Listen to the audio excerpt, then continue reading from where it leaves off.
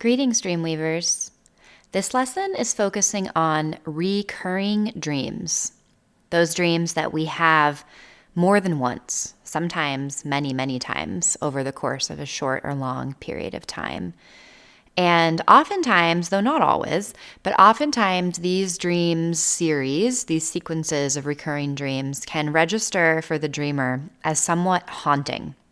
And by haunting, I mean that there is a strong pull of importance that may be accompanied by a feeling of eeriness or even fear. And it's very common to have recurring dreams. I would guess that all of us at some point in our lives have had the experience. And this lesson is going to explore why we have recurring dreams and also what to do about them. So first, why do we have recurring dreams? Well, to understand this question, we'd be wise to call to mind, call to heart everything that we have learned thus far about dreams. You've hopefully absorbed the belief that dreams have our back. Your dreams have your back. Your dreams are messages from your soul to your conscious ego mind.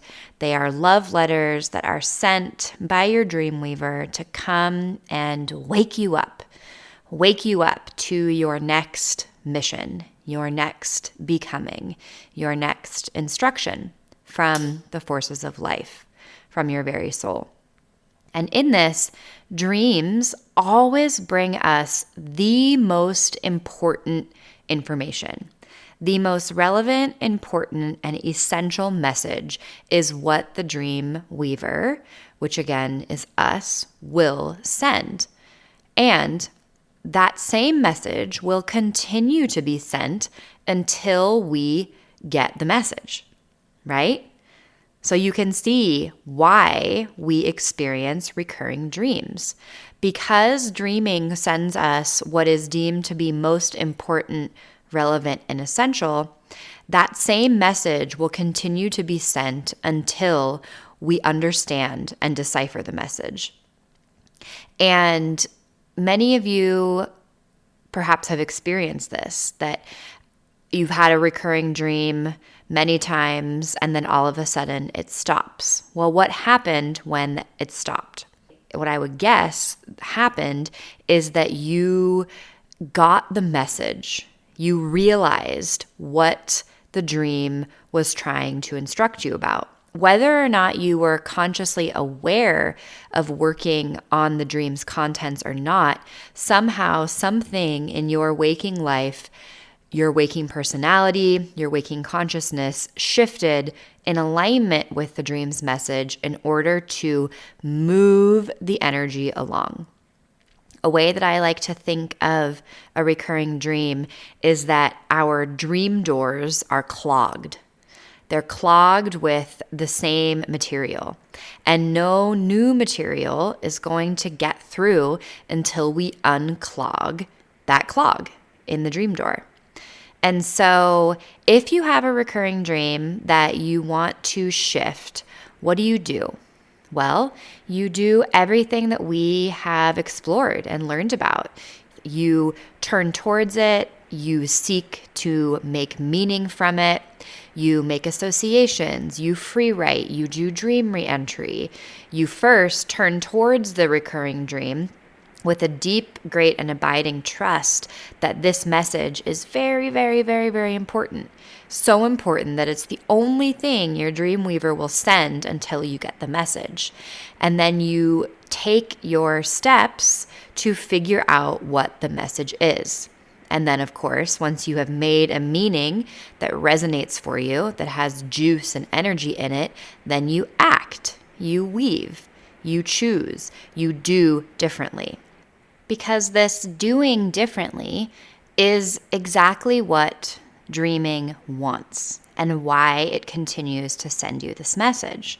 And so once we get the message and we change in accordance, in alliance with that message, which of course is in alliance and accordance with the wisdom of our soul, then we have unclogged the energy.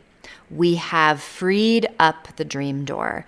We have liberated the stuck contents. We have freed them, unleashed them into our lives. We have woven with them in our lives.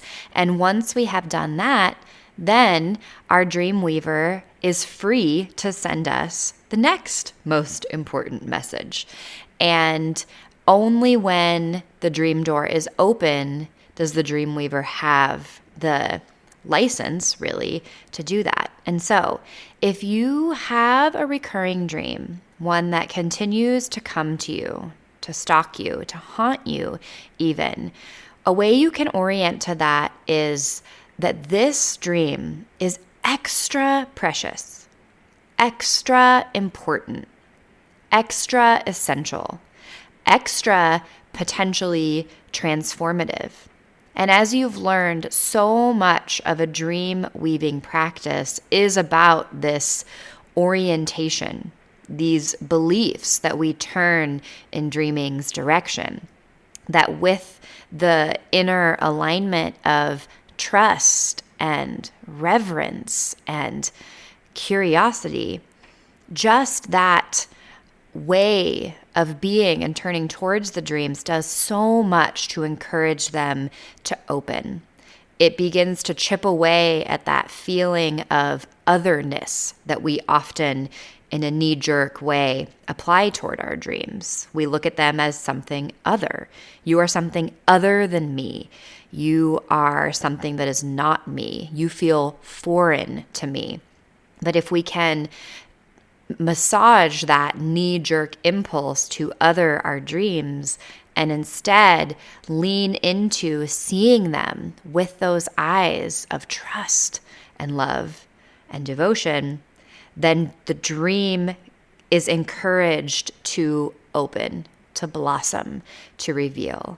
And so with a recurring dream, this way of looking at the dreams is even more important because the contents in the recurring dream are that much more important. They're so important that the wisdom of your soul, the organizing principle of soul wisdom within you, in your psyche, is continuing to go through all of the painstaking efforts to send you this exact same dream.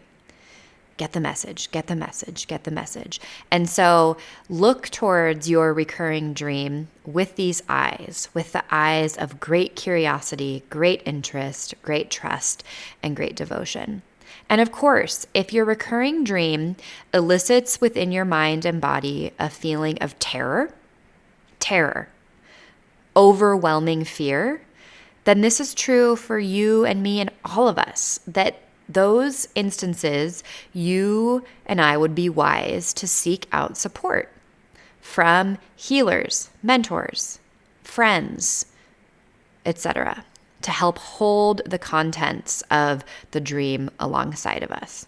But if you are not in a place of being swamped by terror in the face of your recurring dream, then what can you do?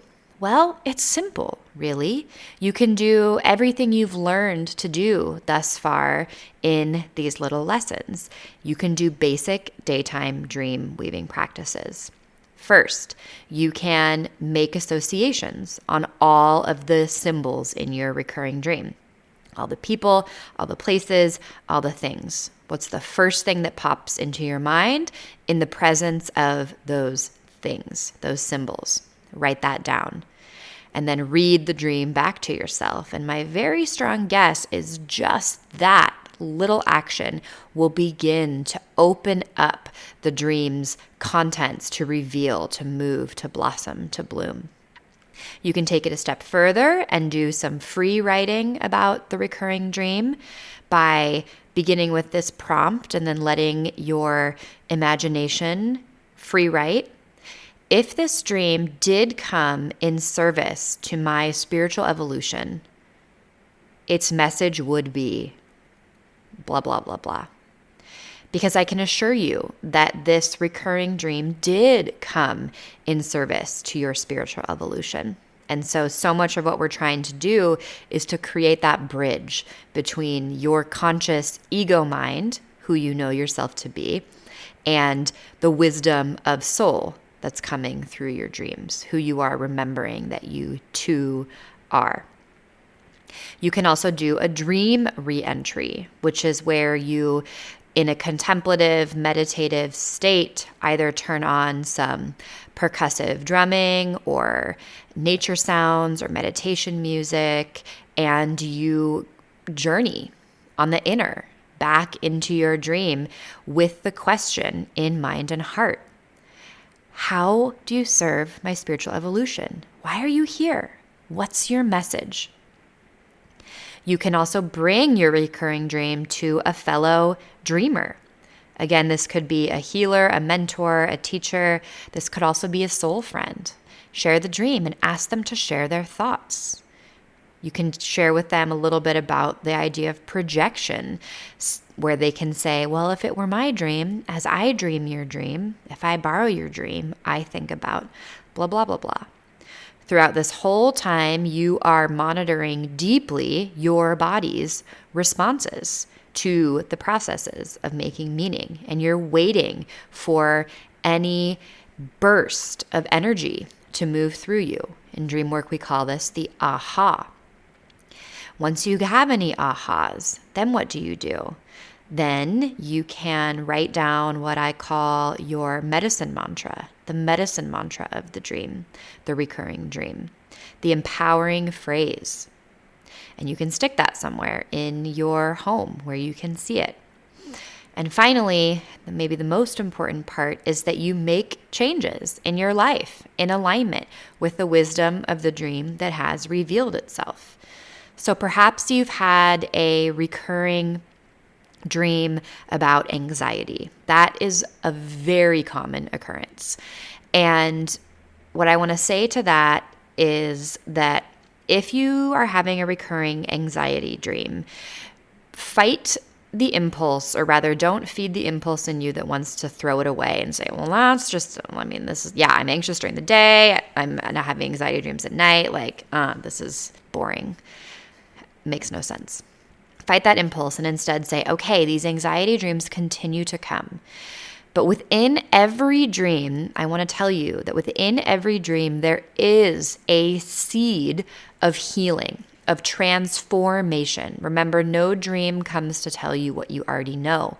So within those humdrum, I already know all this anxiety dreams that are recurring, there is something that wants to transform the pattern of anxiety, the pattern of suffering, the pattern of stuckness, whatever that may be.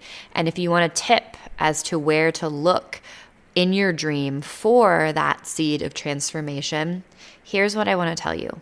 Look for the random. Look for the makes no sense. Look for the purple soccer ball, or the blue roses, or the really large pair of galoshes. Those really random symbols that, why are they even here? That's so random.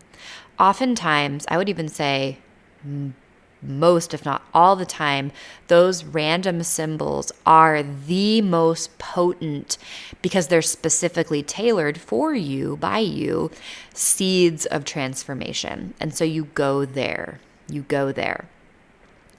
And that will help to open, to bloom, to blossom, to free the energies that are clogged, that your dream weaver is saying, this, you have to deal with this, look at this. And I have experienced personally, as well as with fellow dreamers, so many instances of recurring dreams really stopping or resolving once we apply just the tiniest bit of daytime dream weaving practice. Because remember, dreams work in dialogue with, conjunction with, relationship with our waking life. They want to inform, to infuse, to empower, embolden, enrich our waking life. Said another way, they want to bring more soulfulness into our waking life, more creative expression, more relationship, etc. And so when we make shifts in our waking life in alignment with those messages in the dreams, especially in the recurring dreams, then the dreamweaver can let it go, back off, doesn't have to track it anymore. We've unclogged the dream door. And that can be a great relief for folks, especially if, as I said, the recurring dream has that flavor of haunting, stalking, pulling. We can integrate, pull in that energy that is wanting to move through our lives, unleashing it, undamming it, so that we can continue on to the next exciting thing that our dreams have to bring us. And so, blessed be your dream weaving, the recurring ones, the single ones, the boring ones, the exciting ones, the haunting ones, the twisted ones, the magical ones. May you remember that every single one is a message from you to you, wrapped with blessings of love.